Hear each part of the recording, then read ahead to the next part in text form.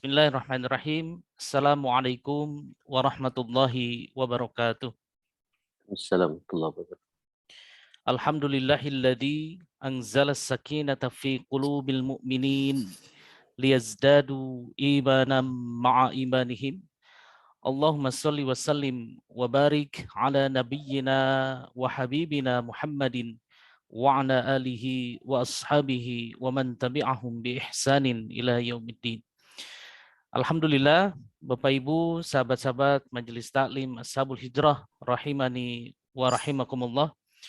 Tentu kita bersyukur pada Allah Subhanahu wa taala di malam hari ini kita berkenan untuk dipertemukan kembali untuk melanjutkan kajian kita Riyadhus Shalihin yang diasuh oleh guru kita yang alhamdulillah sudah hadir di tengah-tengah kita semua. Al-Ustadz Muhammad Soleh Drahem, LC MAG Hafidhahullah Ta'ala, kita berdoa semoga beliau selalu dijaga oleh Allah Subhanahu Wa Ta'ala Amin. dan beserta keluarganya di tengah-tengah perjalanan dakwahnya. Amin. Baik, alhamdulillah Ustadz, kita sapa beliau. Assalamualaikum warahmatullahi wabarakatuh. Waalaikumsalam warahmatullahi wabarakatuh. Baik Ustadz. Dari catatan kita sama-sama, kita sudah masuk di bab sabar, Ustadz, di hadis yang ke-15 terakhir. Insya Allah kita lanjutkan di hadis yang ke-16. Baik. Teman-teman sudah berkumpul semua untuk menyimak curahan ilmu dari Ustadz. Tafadhal. Siap. Bismillahirrahmanirrahim. Bismillahirrahmanirrahim. Assalamualaikum warahmatullahi wabarakatuh. Waalaikumsalam warahmatullahi wabarakatuh. Alhamdulillahi wassalatu wassalamu ala rasulillah wa alihi wa sahbihi wa mawalah wa la hawla wa la quwata illa billah.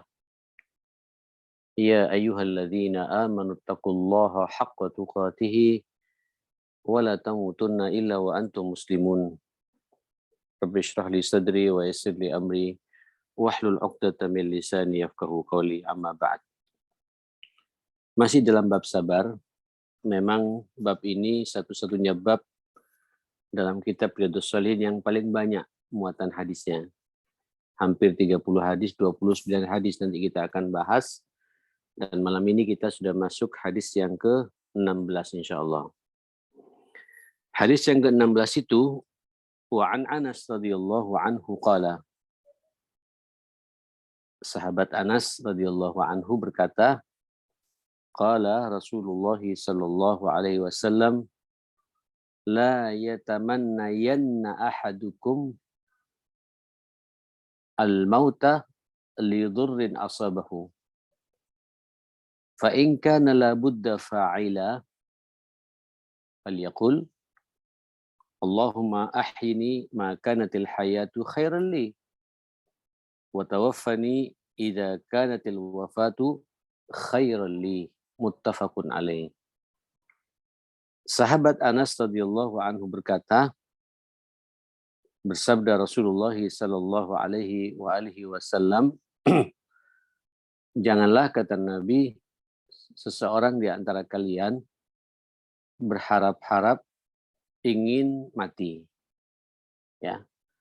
Karena mungkin tidak kuat akan beban yang terjadi, benturan hidup yang luar biasa, sakit yang tidak sembuh-sembuh, dan nyerinya juga luar biasa. Ya, pokoknya tetap Nabi mengatakan kepada kita, jangan selalu kalian semua ini, salah seorang di antara kalian berharap ingin berjumpa dengan kematian. Karena adanya sesuatu bahaya yang mengenainya, adanya sesuatu yang mencelakainya, yang menimpa kepadanya. Bisa sakit, bisa lilitan utang yang luar biasa, harga diri yang tercoreng, dan lain sebagainya. Rasanya mati sajalah. Kadang-kadang ada perasaan seperti itu. Ini dilarang oleh Nabi.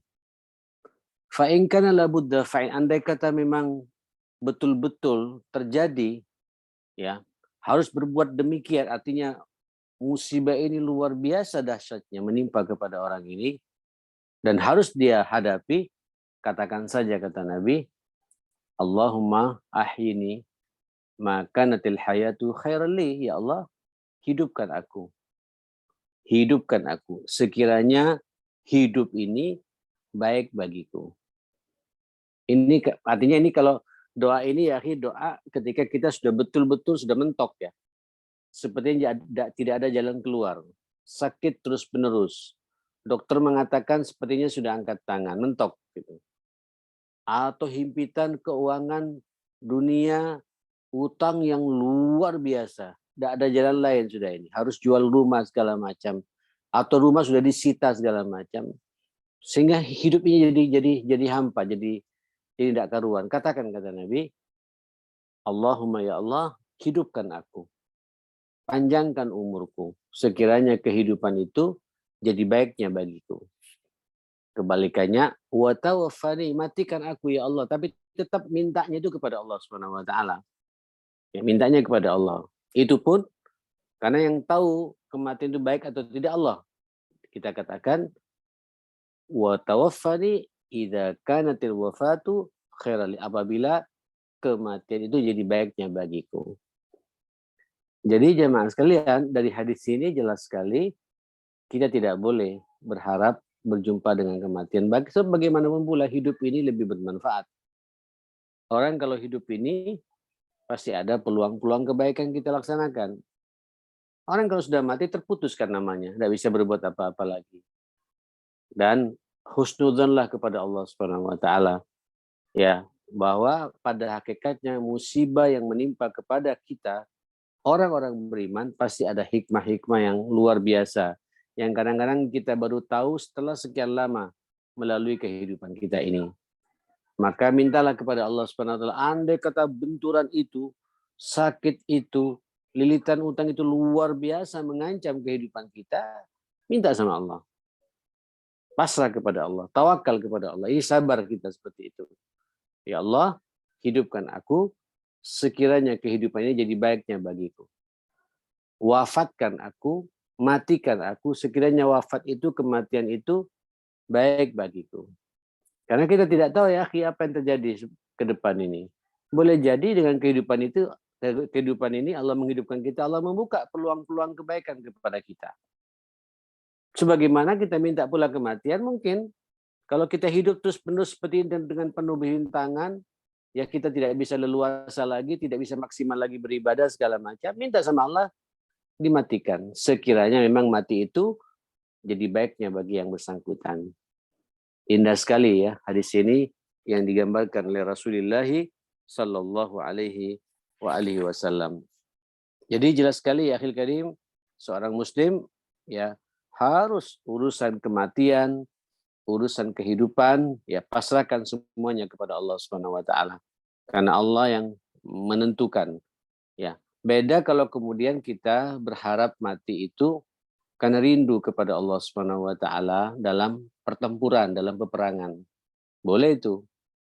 Ya, orang mau jihad fisabilillah dan berharap ya Allah matikan aku. Karena dia ingin mendapatkan, ingin menunjukkan kepada Allah tentang kejujuran imannya. Tapi walaupun dia minta, belum tentu juga akan direspon oleh Allah Subhanahu wa taala. Tapi di dalam kondisi normal, tidak boleh kita minta mati. Ya, tapi bahkan Nabi berangan-angan saja, berharap saja berlebihan tidak boleh. Tapi kalau memang sudah benturan begitu kuat dan dahsyat, berdoalah dengan doa ini. Allahumma ahyini maka natil hayatu khairul li wa tawaffani idza katil wafatu khairul li, dan begitu seterusnya. Mudah-mudahan ya akhi, ujian-ujian yang Allah berikan kepada kita tidak sampai kemudian kita merasa hampa ya, sampai kita lupa untuk bertawakal kepada Allah. Apalagi sampai naudzubillah sampai sampai bunuh diri ya. Ya, ada kan kejadian-kejadian seperti itu. Ya, kalau di luar negeri itu ya, orang kalau sudah dokter mengatakan kanker stadium sekian, boleh dia minta untuk disuntik mati gitu. Nah, dalam Islam tidak demikian. Kita punya Allah Subhanahu wa taala. Mungkin dengan mukjizatnya, dengan karunia-Nya Allah, ada beberapa terapi terobosan dari Allah yang Allah sembuhkan di luar nalar kita. Nah, andai kata juga nanti mati ya sudah. Yang penting kita matinya, kita telah berusaha sekuat tenaga dengan penuh kesabaran, berobat semaksimal mungkin, dan kita husnudzan sebagaimana pernah saya bahas di hadis sebelumnya. Apapun yang menimpa bagi seorang mukmin, ya kan? Apapun yang menimpa bagi seorang mukmin, Apa itu? Capeknya hidup, sakit, kegundahan, kegelisahan, kegalauan, sampai gangguan dan serta duri yang nusuk pada tangan dan kaki seseorang, itu cara Allah untuk menghapus dosa-dosa kita semua. Sampai akhirnya dia berjumpa dengan Allah, tidak ada satu pun dosa yang menempel kepadanya. Ya, dibersihkan semua kesalahannya oleh Allah kalau dia sabar kembali kepada Allah Subhanahu wa taala. Itulah hadis nomor 16 ya, akhi, yang kira-kira begitu makna yang terkandung dalam hadis itu. Baik. Kemudian hadis nomor 17-nya, Masya Allah. Ini menggambarkan kepada kita tentang bagaimana perjuangan dulu para sahabat di bawah pimpinan Rasulullah Sallallahu Alaihi Wasallam, benturan demi benturan, ya, hambatan demi hambatan, ujian demi ujian, musibah demi musibah. Bahkan itu beberapa sahabat ada yang dibunuh di awal-awal dakwah itu kan. Nah, setelah itu pindah ke Madinah, belum selesai juga, ternyata Allah ngasih ujian perang. Ya, bisa bayangkan ya, akhi, kalau antum baca sejarah itu, sirah Rasulullah SAW, ketika Nabi hijrah ke Madinah, 2 tahun pertama memang tidak ada perang. Nabi menata, Alhamdulillahirrahmanirrahim. Nabi menata kehidupan para sahabat yang mengakurkan antara Ansar dengan Muhajirin. Ya, kemudian di situ ada Yahudi, ada munafikin, ya, maka dibuatlah undang-undang zaman Nabi. Begitu kokoh, sudah punya eksistensi sebagai satu negara, baru setelah itu ada perang Badar. Luar biasa ini. Tahun berikutnya perang Uhud. Tahun berikutnya lagi terus selama 6-8 tahun di situ Nabi ada di Madinah, ada 68 kali perang. Bayangkan. Ya, 68 kali perang. Berarti kalau 8 tahun gitu ya, 68 dibagi 8 antara 7 sampai 8 perang ya. Ya. 7 sampai 9 kali perang tiap bulannya. Ya. Atau jadi 1 tahunnya itu 7 sampai 8 kali perang. Ya, berarti mungkin setiap 1 tahun setengah, setiap 1 bulan setengah perang, 2 bulan perang, 1 bulan perang. Ya, kira-kira begitulah.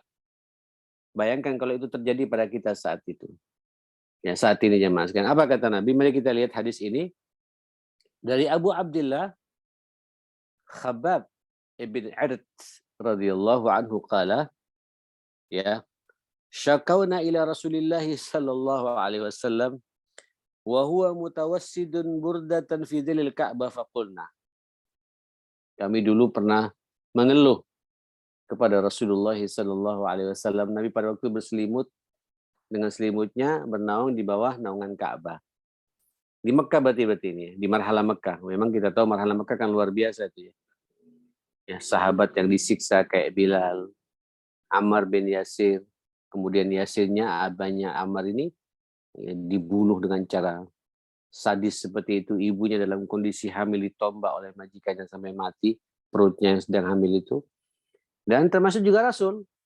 Rasul itu ketika sedang beribadah di Ka'bah, itu kadang-kadang dalam kondisi sujud dilempar kotoran onta, dicekik baju Nabi, berbagai macam cara untuk menghina Nabi segala macam. Para sahabat pada waktu ada yang mulai sudah gelisah, kok begini ya? Katanya kita ini ashabul haq, penegak kebenaran, kok banyak ujian seperti ini. Apa kata para sahabat? Fakulna, kami menanyakan sama Nabi. Ayo dong Rasulullah doa sama Allah. Ala tastansiru lana, ala tad'u lana. Apakah sudah tidak sewaktunya saat ini kita minta dimenangkan kepada Allah untuk kita ini? Ayo minta kepada Allah. Berdoalah engkau kepada Allah Subhanahu wa taala supaya kita dimenangkan perjuangan ini. Apa kata Nabi? Dengar ya, coba lihat hadis itu. Qad kana min qablikum yu'khadhu ar-rajulu fayuhfar lahu fil ard. Fi ju'li fiha. Thumma yu'ti bil minshar fayudau ala ra'sihi fayuj'alu nisfaini. Wa yumshitu bi amshatil hadid ma duna lahmihi wa 'azamihi. Ma yasudduhu dzalika ad-dini. Wallahi kata Nabi, la yatimmanna Allahu hadzal amr hatta yasira ar-raqibu min Sana'a ila Hadramaut. La yakhafu illa Allah wadh-dhi'ba ala ghanamih walakinnakum tastajilun. Rawahul Bukhari. Apa kata Nabi? Saya nggak bisa bayangkan memang ya, akhi. Apa kata Rasulullah Sallallahu Alaihi Wasallam? Beliau mengatakan, sungguh adalah orang-orang sebelum kalian diambil seseorang yang menantang terhadap penguasanya, kemudian digali, dimasukkan orang itu pada galian di muka bumi ini, dipendam, kemudian disisakan kepalanya. Masya Allah. Kemudian datang algojonya membawa gergaji.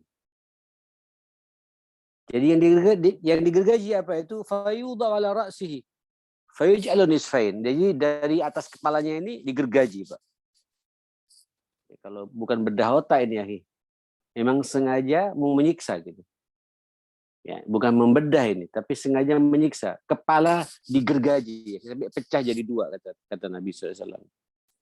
Tidak hanya itu, sebelum digergaji, mereka juga punya sisi terbuat dari apa ya? Bil hadid, dari besi, di tembaga yang sangat tajam. Begitu digerakkan sisir itu ke kepalanya, itu ikut semua, Pak, jemaah sekalian, sehingga daging yang ada di kepala dan tulangnya kelihatan, kata Nabi Shallallahu Alaihi Wasallam. Tapi semua itu tidak membuat mereka kendor dari agama Allah Subhanahu Wa Taala. Tidak membuat mereka kemudian menjauhi agama Allah Subhanahu Wa Taala. Apa kata Nabi? Wallahi, demi Allah, Allah benar-benar akan menyempurnakan agama ini sampai nanti begitu sudah menyebar agama ini dan umat merasakan kedamaian dengan agama ini, sampai nanti kata Nabi, orang yang berjalan berkendara dari Sana'a sampai ke Hadramut. Sana'a ini ya akhi di Yaman ya, antara Yaman Utara Yaman Selatan. Saya pernah masuk ke situ. Memang jangankan berjalan kaki ya, naik mobil saja mengerikan ya. Belum lagi anginnya segala macam. Makanya sampai saat ini masih ada itu begal-begal itu. Ya, memang mencekam perjalanan di situ. Apa kata Nabi? Sampai begitu agama ini sempurna, kata Nabi, demi Allah, benar-benar Allah akan menyempurnakan agama ini sehingga menyebar kepada seluruh manusia, sampai orang yang berjalan dari Sana'a ke Hadramut tidak takut lagi kecuali hanya takut kepada Allah Subhanahu Wa Taala. Wadh-dhi'ba ala ghanami. Walaupun nanti serigala siap menerkam kambing-kambing yang ada gitu. Artinya ya akhi, penegak-penegak agama ini nanti, begitu agama ini sudah kita sebarluaskan dengan penuh kesabaran, dengan berbagai macam ujian dan rintangannya, ya, itu nanti bakal ada ya akhi, orang-orang yang menakut-nakuti kita. Tapi kita tidak punya perasaan takut kita hanya kepada Allah Subhanahu Wa Taala. Tapi kata Nabi, walakinnakum tastajilun, kebanyakan dari kalian terburu-buru, tidak mau sabar mengikuti irama dakwah ini dengan hikmah dan bijak, kata Rasulullah Sallallahu Alaihi Wasallam. Ya akhi, dari hadis ini, kalau boleh saya simpulkan bahwa penegak-penegak kebenaran ini, orang yang sudah terlibat dengan dakwah ini, pasti ada ujian. Ini sekarang kita bulan Rabiul Awal ya. Bulan Rabiul Awal ini kan banyak sebagian saudara kita memperingati Maulid Nabi. Padahal sebenarnya kalau kita lihat peringatan ini kan sebenarnya tujuannya kan satu ya. Supaya umat ini bisa menapak tilasi. Ya, bisa menghidupkan kembali kebiasaan Nabi, sunnah-sunnah Nabi, sunnah dalam ibadahnya, sunnah dalam akhlaknya, ya, keteladanan dalam tutur katanya, keteladanan Nabi dalam muamalahnya, keteladanan Nabi dalam kesabaran menghadapi tantangan kehidupan, kesabaran Nabi dalam bisnisnya, kesabaran Nabi, keteguhan Nabi, keteladanan Nabi juga dalam memimpin umat, dalam mengatur kehidupan rumah tangganya. Itu teladan bagi kita semua ya, akhi. Ya. Dan itu tantangannya juga luar biasa. Dan ini tiap tahun kita memperingati, pada lupa ya, akhi. Sampai Allah mengatakan, huwaladzi, ini ada dalam surat As-Saff dan surat At-Taubah ya. Huwaladzi arsala rasulahu bil huda wa dinil haq liyudhhirahu 'ala ad-dini kulli. Apa kata Allah? Walau karihal musyrikun. Menarik ini. Dialah Allah yang telah mengutus Rasulullah dengan membawa al-huda, kebenaran, hidayah, Al-Quran itu sendiri. Wa dinil haq, agama yang hak, agama Islam ini. Liyudhhirahu 'ala ad-dini kulli, untuk kemudian menunjukkan, memproklamirkan diri, inilah agama yang benar dibandingkan dengan agama-agama yang lain secara keseluruhan. Apa kata Allah? Penegak Al-Quran, penegak agama Allah, dakwah ini, apa kata Allah? Walau karihal musyrikun, pasti nanti dibenci, tidak disukai sama orang-orang musyrik. Ya Allah. Ini kalau antum lihat ya, ini kalau kita baca Nabi ya. Nabi itu ya, Habibullah. Nabi itu kekasih Allah. Dihamparkan karpet merah ya. Dan begitu Nabi berdakwah kemudian ditaburi bunga, melati dan mawar. Tidak ya, 13 tahun tuh tahu semua kan bagaimana penderitaan Nabi sampai suruh hijrah terakhir. Hijrah pertama ke menyuruh sahabat, tahu di itu kan, sampai Nabi dilempar batu berdarah-darah, sampai darahnya itu masuk ke sepatu Nabi. Itu begitu dibuka sepatu Nabi, separuh berisi darah Rasulullah Shallallahu Alaihi Wasallam. Ujian ya, ujian. Ke Madinah tantangannya lebih besar lagi. Saya katakan tadi, justru di Madinah adanya perang, ya, perang Qadisiyah, ya, perang Mu'tah, yang jelas ya perang Badar, perang Uhud, perang dengan Bani Nadir, perang dengan Yahudi dan lain sebagainya, seperti itu. Ujian terus ya, akhir. Itu konsekuensi orang beriman kepada Allah Subhanahu wa taala. Nah, kita ini hadapi saja. Yang penting kita tidak berharap bertemu dengan ujian, tapi begitu ketemu hadapi. Allah ketika mencintai hambanya pasti diberikan kita ujian seperti itu. Kita mau tidak kembali kepada Allah Subhanahu wa taala. Apalagi penegak-penegak kebenaran, pasti ada orang yang suka dan ada orang yang tidak suka. Dan dua-duanya ujian, walaupun kebanyakan kita mengatakan ujian, orang-orang tidak suka dengan kita, dengan dakwah kita ini, dengan amal-amal kebaikan kita ini. Nanti itu dituduh kita teroris ya, dituduh. Ya memang kita minta kepada Allah dimenangkan, boleh ya, minta kepada Allah diselesaikan. Tapi begitu dilaksanakan sama Nabi, selesai perjuangan ini ya. Ya, jadi stagnan. Kata Nabi, jalani saja. Sunnatullah dalam dakwah ini harus kita jalani. Nabi dalam perang itu pun sampai, mohon maaf, sobek loh ya pipinya, ya, sampai bibinya ini sobek dan gerahamnya patah kena tombak. Ya. Itulah Rasulullah Sallallahu Alaihi Wasallam. Kata Nabi, kebanyakan dari kalian tastajilun, terburu-buru, tidak mau sabar menghadapi tantangan kehidupan ini. Nah, teman-teman sekalian yang dimuliakan Allah Subhanahu wa taala, itu kira-kira yang terjadi di zaman Nabi Shallallahu alaihi wasallam. Nabi pun ya, di bawah naungan Ka'bah sedang sujud dilempar kotoran tai onta. Pernah dicekik leher Nabi, itu ingin dibunuh dan lain sebagainya. Itu satu sunnatullah yang akan dijalani oleh siapapun pula bagi orang-orang yang penegak kebenaran seperti itu. Baik ya, sampai cukup jelas itu ya. Kita masuk sekarang hadis yang ke-18. Allahu Akbar. Ini juga menarik. Ini luar biasa, ujian pemimpin yang dikritisi oleh anak buahnya gitu ya. Mari kita baca hadis ini. Ini hadis dari Abdullah bin Mas'ud, riwayat muttafaqun alaih Bukhari Muslim.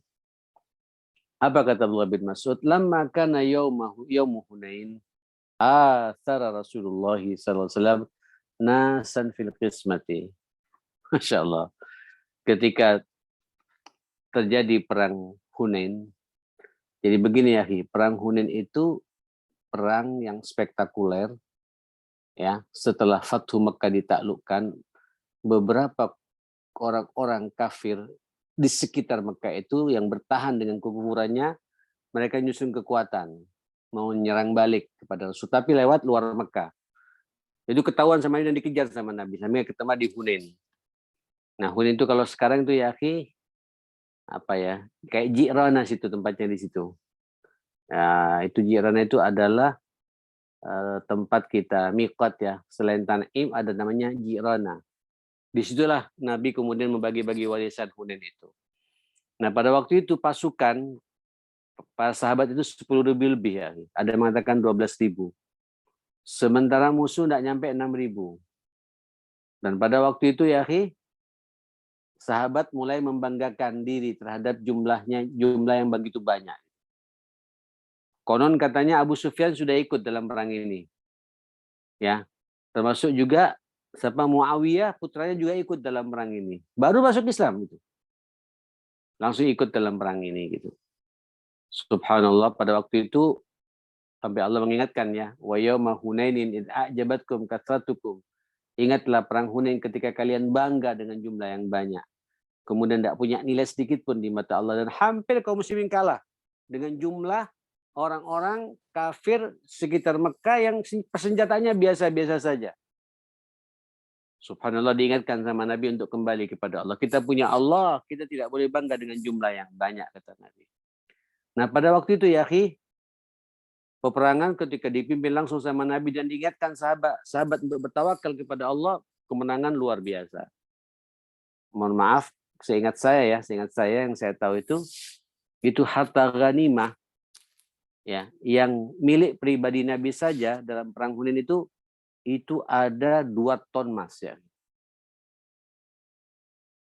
Ditambah lagi katanya itu belasan ribu ekor onta, likuran ribu ekor kambing.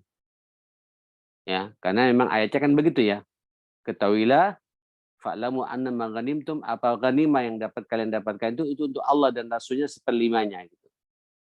Yang lainnya dibagi-bagi, tinggal yang bagian Nabi ini. Cuma pada waktu Nabi beristihad ya, karena dalam perang itu yang paling banyak itu ikut jumlah begitu banyak karena banyak orang-orang yang mu'allafatu qulubuhum. Orang-orang mu'allaf kayak Abu Sufyan yang baru masuk Islam itu. Yang sembunyi-sembunyi Islam jadi Mekah, semua begitu Mekah ditaklukkan, mereka memproklamirkan diri dan ikut perang pada waktu itu. Nah, saat itu Nabi Abdullah bin Mas'ud mengatakan asara Rasulullah nasan fil qismah. Pada waktu Nabi itu mulai jor-joran ya, sudah nggak mikir takut lagi akan habis haknya, hak pribadinya itu dalam ghanimah itu, dan semua dibagi sama Nabi. Lihat ya, fa'ata al-Aqra bin Habis mi'ata minal ibil. Allahu Akbar. Nabi memberikan kepada Aqra bin Habis 100 ekor onta. Kalau sekarang di kita ini 100 ekor sapi. Satu orang ya, Aqra bin Habis itu sahabat Badui yang pipis di masjid itu. Badui yang tidak punya peradaban. Diberi sama Nabi hadiah ghanimah 100 ekor onta. Wa a'ta Uyainah bin Hisn mithla dzalik. Uyainah juga begitu. Sama juga 100 ekor onta. Wa a'ta nasa min ashrafil Arab wa atharahum yumaidin qismah. Semua para pembesar-pembesar Quraisy pada waktu itu yang masuk Islam karena keterpaksaan, dan memang mereka itu sembunyi-sembunyi sebelumnya. Nabi berkuasa di Mekah ditaklukkan dengan cara yang sangat indah betul tanpa ada pertumpahan darah. Abu Sufyan ikut pada saat itu. Ya mohon maaf ya, kalau boleh saya cerita di kisah yang lain itu dan kitab Ar-Rahiqul Maktum, sampai Abu Sufyan itu minta juga sama Nabi. Dan Abu Sufyan dikasih 100 pula ekor onta. Tidak cukup itu. Abu Sufyan, namanya Abu Sufyan yang cerdik ya. Memang dia orangnya penguasa, hitung-hitungannya matang. Ya Rasulullah, aku tidak sendirian di sini, kata dia. Anakku Muawiyah juga ikut. Muawiyah pun juga dikasih pula 100 ekor onta sama Nabi. Tidak hanya itu, ya Rasulullah, bukan hanya Muawiyah, adiknya Muawiyah juga ikut tuh. Dikasih juga sama Nabi 100 ekor onta. Mohon maaf ya Ki, sementara orang-orang Ansar dan Muhajirin tidak satu pun diberi sama Nabi Shallallahu Alaihi Wasallam. Allahu Akbar. Ada saat itu fitnah, ya, sampai ada yang mengatakan tuh Rasulullah sudah mulai kesemsem dengan kaumnya sendiri, lupa dengan kita. Gitu. Bahkan ada satu orang namanya Dzu al-Huwaisirah, faqala rajulun, wallahi inna hadhihi qismatun ma'udila fiha. Demi Allah, ini sebuah pembagian yang sangat tidak adil, kata Nabi. Ini sebuah pembagian yang sangat tidak adil. Kata siapa? Kata orang ini. Dia mengomentari Nabi yang berbagi-bagi seperti itu. Padahal Nabi juga tidak mengambil, ya. Bayangkan, punya Nabi saja itu belasan ribu, ada yang mengatakan 17.000 ekor onta. Itu semua dihabiskan sama Nabi, diberikan kepada orang-orang yang mu'allaf itu. Termasuk juga Abu Sufyan segala macam. Ada seorang sahabat Ansar, mohon maaf, bahkan disebut oleh perawi, ada hadis namanya Dzu al-Khuwaisirah. Dia mengatakan, demi Allah, sungguh ini pembagian yang tidak adil, kata dia. Wa ma uridu fiha wajhallah, sekarang saya tidak pingin ridhonya Allah lagi. Tidak pingin ikhlas-ikhlasan, saya minta hak saya, kira-kira begitu ya. Ya, inilah fitnahnya dunia, ya, fitnahnya dunia seperti itu. Lupa kalau yang membagi itu adalah Rasulullah. Bahwa apapun yang diperbuat oleh Rasulullah itu adalah berangkat dari apa? Berangkat dari wahyu dari Allah Subhanahu wa taala. Ini perintah dari Allah Subhanahu wa taala. Fakultu, kata Abdullah bin Mas'ud, wallahi la ukhbiranna Rasulullah. Demi Allah, akan saya sampaikan omonganmu ini kepada Rasulullah sallallahu alaihi wasallam. Jadi omongan sahabat yang satu ini, ya, yang mengatakan demi Allah, ini sebuah pembagian yang tidak adil dan saya tidak berharap ridhonya Allah lagi, tapi saya minta hak saya. Itu Abdullah bin Mas'ud tersinggung dan menyampaikan omongan ini kepada Rasulullah. Fa'ataituhu fa'akhbartuhu, kemudian saya mendatangi Nabi dan saya ceritakan omongan sahabat yang tadi itu.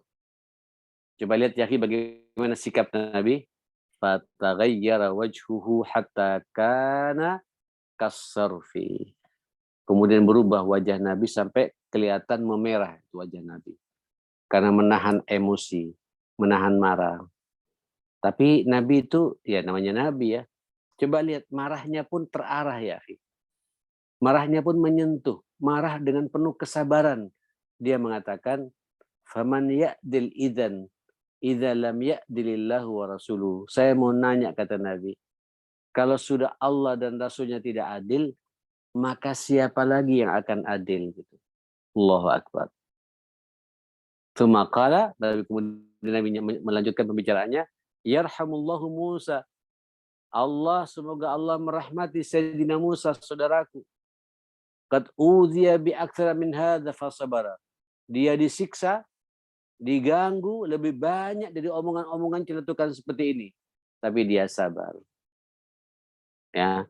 Apa kata Abdullah bin Mas'ud ketika dia merasa bersalah menyampaikan omongan seperti itu? Faqutu la hajarama la arfa ilaihi ba'daha abada. Sejak saat itu setiap ada omongan tidak enak, saya tidak pernah melapor lagi kepada Rasulullah sallallahu alaihi wasallam. Ya, coba lihat, ya, ini fitnahnya dunia, ya. Ya, fitnahnya dunia. Ya, hati-hati di antara kita, apalagi kemudian dunia terkait dengan urusan-urusan dakwah, ya, urusan-urusan amal saleh, urusan pembagian zakat segala macam, ya. Kemudian kita dikasih keleluasan untuk mengelola, yang kadang-kadang pas kita kelola itu tidak tepat sasaran, dikritisi sama orang. Tidak perlu kemudian kita marah-marah. Marahnya ya marah-marah yang terarah lah. Kalau saya salah, tegur, ya, akhi. Tidak perlu kemudian antum tidak percaya sana. Nabi juga begitu. Nabi tidak kemudian mengeksekusi orang yang protes. Ente tidak percaya sama saya ini kan Nabi. Nabi tidak berbicara seperti itu.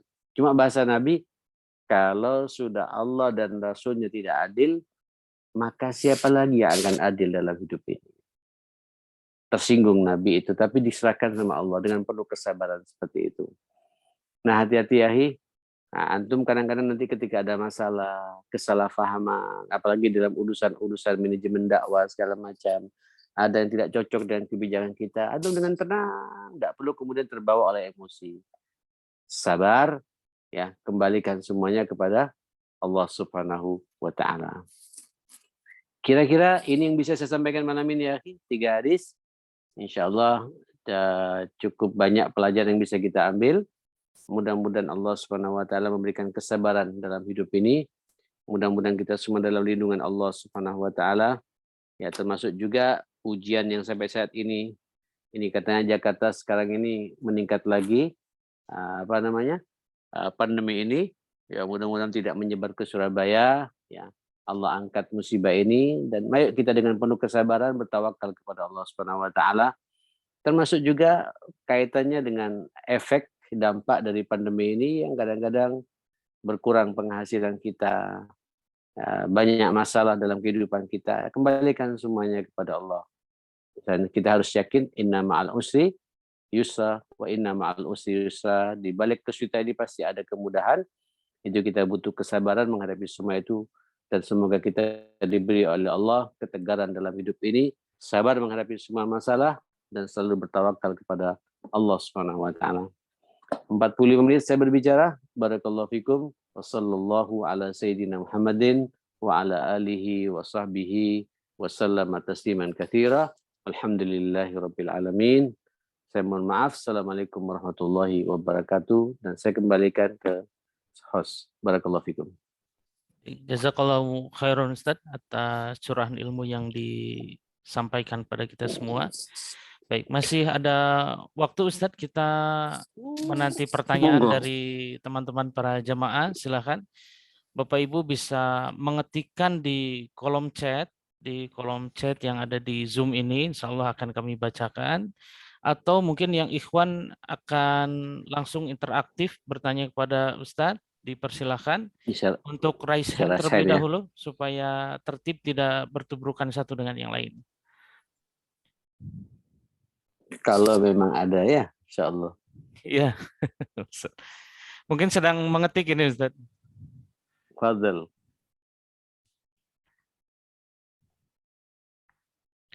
Jadi sambil menunggu mungkin rekan-rekan kita mengetikkan pertanyaan-pertanyaan, saya teringat di ayat pertama yang di pertemuan perdana kita tentang sabar ya Ustaz.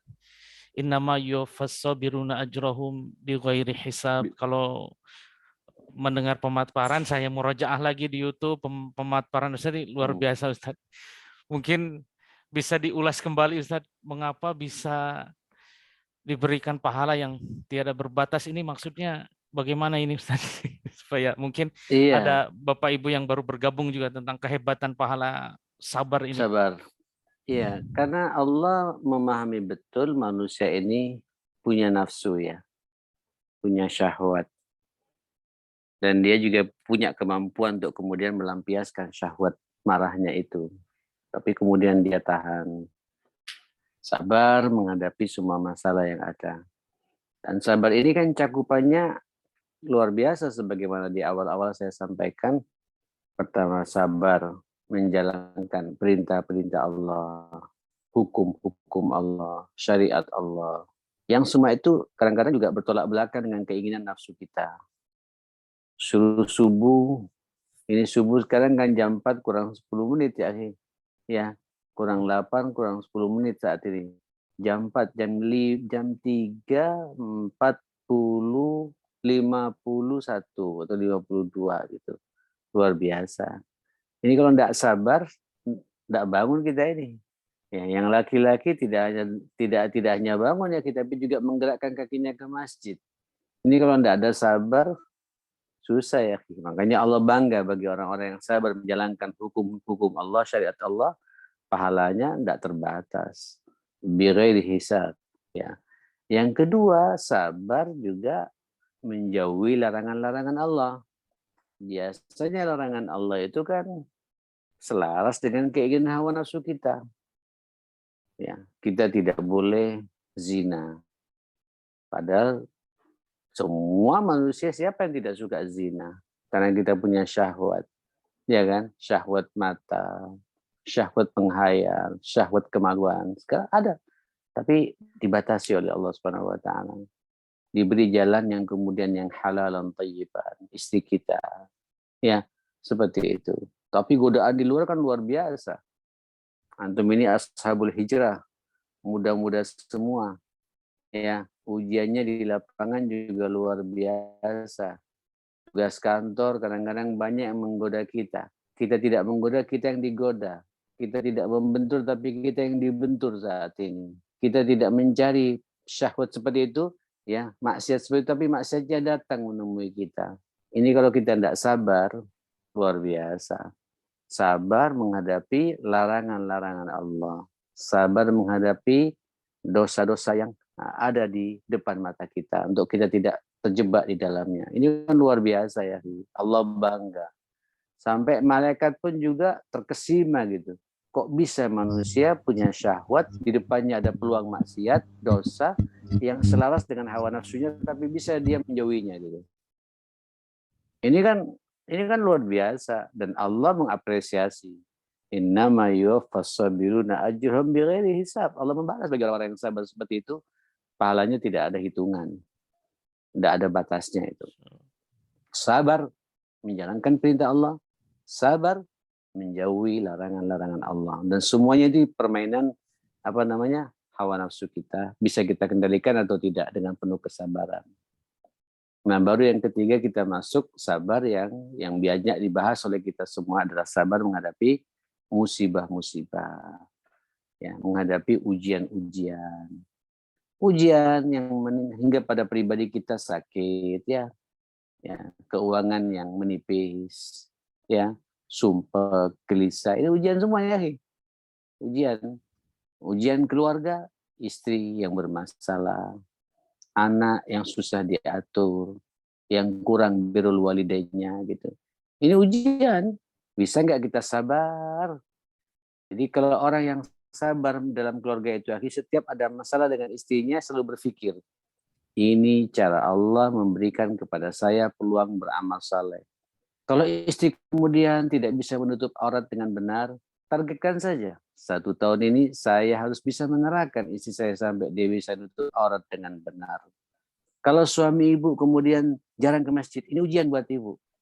Ayo senyum, bangunkan dia dengan penuh, sentuh hatinya. Ini kan latihan-latihan kesabaran, ujian. Sampai suami itu menikmati salat subuh berjamaah di masjid. Dan begitu seterusnya. Anak juga begitu. Anak ini ujian. Wah, kalau anak dalam bahasa Al-Quran itu kan ada yang qurratu ain. Untuk menjadi qurratu ain saja itu kan butuh kesabaran ya. Sabar ngaji bersama, sabar membayar SPP-nya, sabar menjaga kesehatannya, sabar menyekolahkan dia, mengantarkan, mempertemukan dengan guru ngajinya. Sabar semua itu, ujian semua seperti itu. Ya, nanti belum lagi anak yang dalam tanda petik dalam masalah moral mudah-mudahan tidak terjadi ya. Terus mengganggu kehidupan kita, konsentrasi kita. Bisa nggak kita menghadapi semua itu dengan kesabaran? Kalau bisa, ajrahum bighairi hisab, pahalanya itu tanpa ada perhitungan dari Allah Subhanahu wa taala. Saya masih belum bicara sabar menghadapi ujian-ujian fitnah-fitnah agama ya. Ya, aduh, ini yang lebih berat lagi ya. Yang kita dibenturkan dengan pilihan-pilihan iman, antara iman dan syirik segala macam. Ini ujian semua. Tapi kalau kita bisa menghadapi semua itu, yuwaffas sabiruna ajrahum bighairi hisab. Tidak ada hitungan lagi dari Allah pahalanya. Itu kenapa? Karena kita bisa mengendalikan syahwat kita untuk tunduk kepada aturan Allah Subhanahu wa taala. Mengembalikan semua masalah, kita minta ya kepada Allah Subhanahu wa taala, ya kita serahkan kepada Allah Subhanahu wa taala dengan penuh kesabaran seperti itu. Wallahu a'lam bishawab. Naam. Masya Allah. Jazakallahu khairan Ustaz atas pencerahannya. Nah, ini ada Pak Edi ini, Masya Allah ini bisa bergabung akhirnya. Silakan Pak Edi, mungkin akan langsung bertanya kepada Ustaz. Assalamualaikum Ustaz.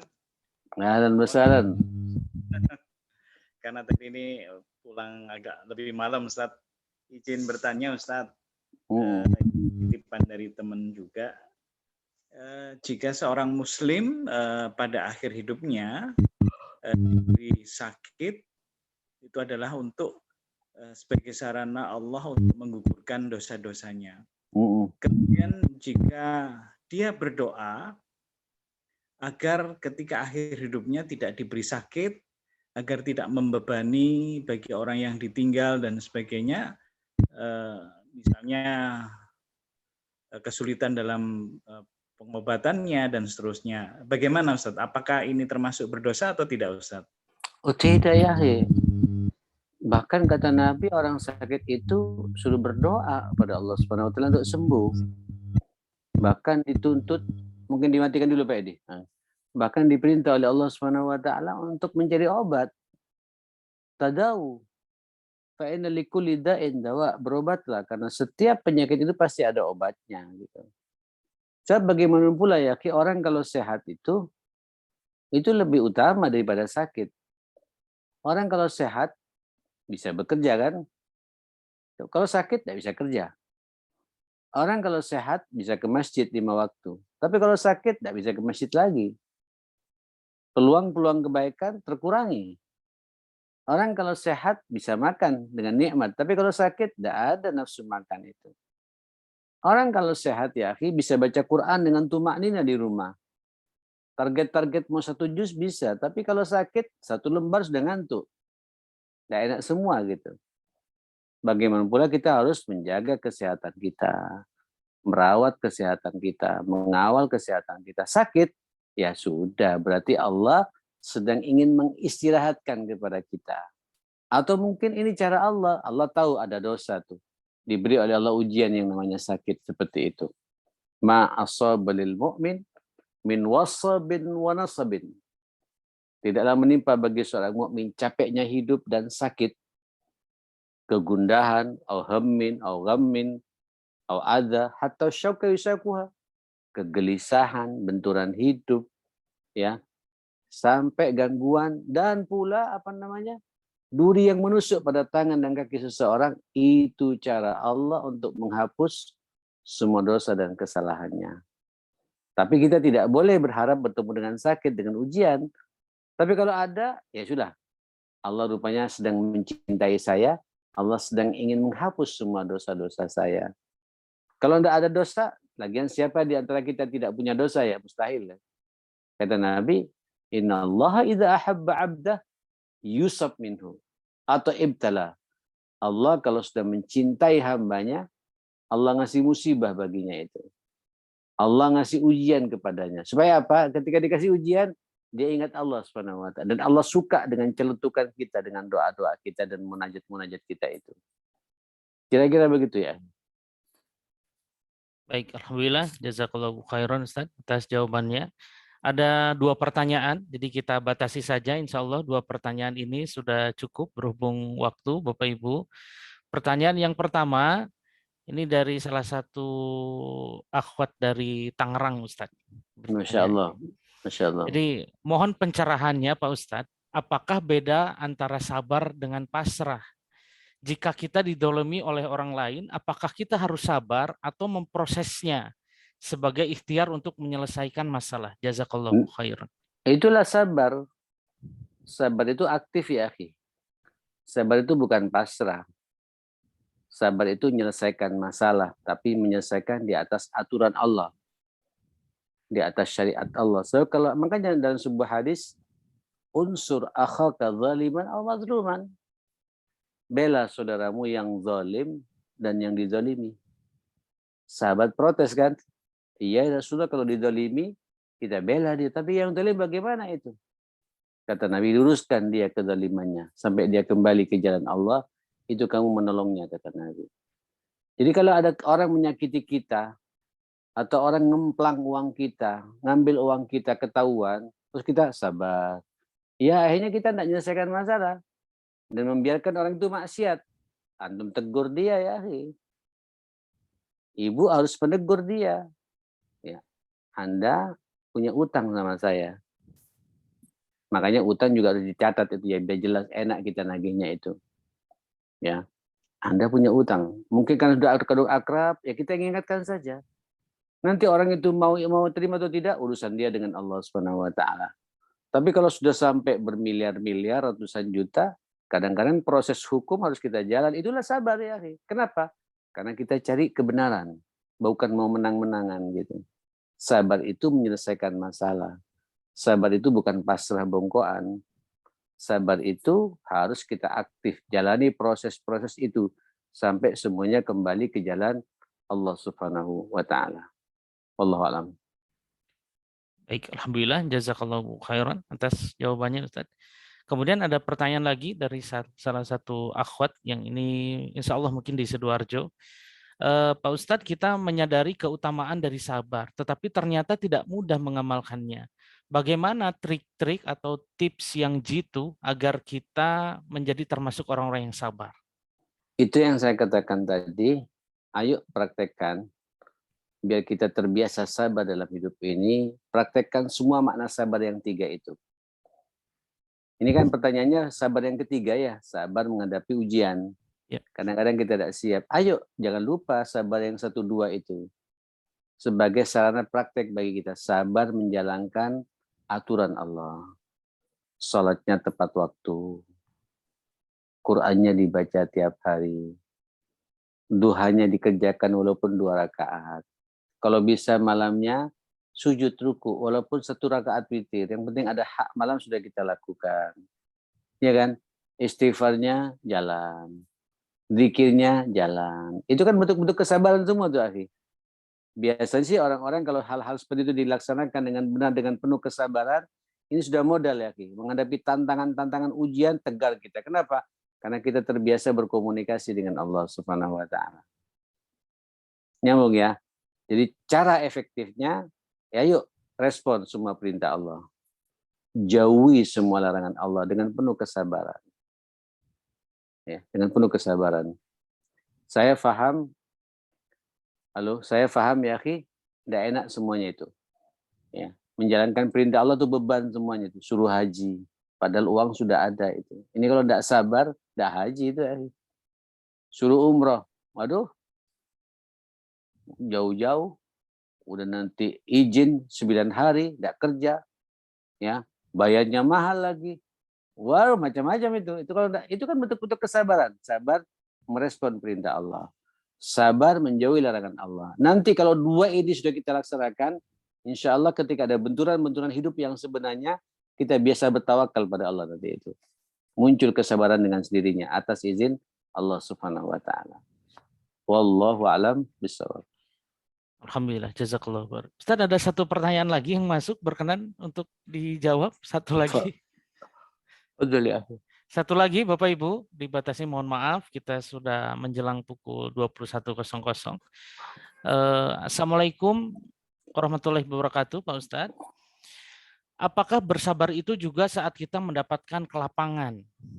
Lalu, apakah sifat ingin cepat selesai atau terburu-buru itu adalah pertanda tidak bersabar?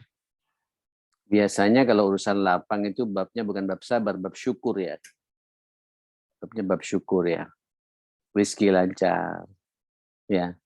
Suami anteng, perhatian terus. Anak-anak birrul walidain. Udah, ikat saja dengan syukur itu. Syukuri itu, nikmat itu. Pekerjaan enggak di PHK jasa, justru ada tambahan-tambahan fee buat kita gitu. Syukuri Allah Subhanahu wa taala. Dan kaidahnya nanti berlaku itu, la in syakartum la azidannakum. Masya Allah. Ya itu, tapi kalau kemudian wala in kafartum, nah itu memang itu tidak sabar menghadapi kenikmatan hidup. Akhirnya dia larut bermaksiat kepada Allah. Rezeki lancar tapi malas salat gitu. Ya, pekerjaan Masya Allah melejit tapi semakin medit gitu. Ini ujian. Ujian dia tidak sadar bahwa itu akan mencelakakan dirinya itu. Itu butuh kesabaran juga sebenarnya. Ya, ayo makanya kita ketika diberi kelapangan, yuk tunjukkan rasa syukur kita. Nanti ada bab syukur di sini ya. Bagaimana syukur yang sebenarnya itu. Ada nanti babnya, bab syukur, syukur dengan hati, syukur dengan lisan, syukur dengan perbuatan. Nanti kita akan bahas masalah itu. Tapi masih lama sepertinya ini. Masih lama. Nah, kira-kira begitu. Biasanya kalau urusan lapang-lapang itu urusannya kaitannya dengan masalah syukur. Syukur tentu juga syukur yang sebenarnya juga butuh kesabaran. Karena orang bersyukur itu kan konsekuensinya kan dia harus berbagi kan sama orang lain. Berarti kita menekan rasa kepemilikan kita ini untuk berbagi. Ya, rasa medit kita ini, rasa kikir kita itu butuh kesabaran juga sebenarnya itu. Ya, dan begitu seterusnya. Wallahu a'lam. Naam. Baik, alhamdulillah jazakallahu khairan Ustaz atas jawaban-jawabannya. Sudah di penghujung kajian, Bapak Ibu, mohon maaf karena waktu. Insya Allah kita berdoa kepada Allah Subhanahu Wa Taala. Semoga kita dipertemukan kembali di bulan depan untuk melanjutkan kajian hadis-hadis di Kitab Riyadhus Shalihin. Baik, Ustadz, mohon kesediaan untuk menutup dengan doa di penghujung kajian kita, Ustadz. Bismillahirrahmanirrahim. Alhamdulillahirabbil alamin. Allahumma shalli ala Muhammadin wa ala ali Muhammad. Allahumma rabbana ighfir lana wa tub alaina innaka antat tawwabur rahim. Allahumma afrigh alaina sabra wa tawaffana ma'al muslimin. Allahumma arzuqna sabra wal hilma bi rahmatika ya akramal akramin ya hayyu qayyum bi rahmatika nastaghith. Allahumma inna na'udzubika min jahdil bala wa darkis syaqa wa su'il qada wa syamatatil a'da. برحمتك يا أكرم الأكرمين ويا أرحم الراحمين. ربنا آتنا في الدنيا حسنة وفي الآخرة حسنة وقنا عذاب النار. وصلى الله على محمد وآله وصحبه وسلم. الحمد لله رب العالمين. بارك الله فيكم.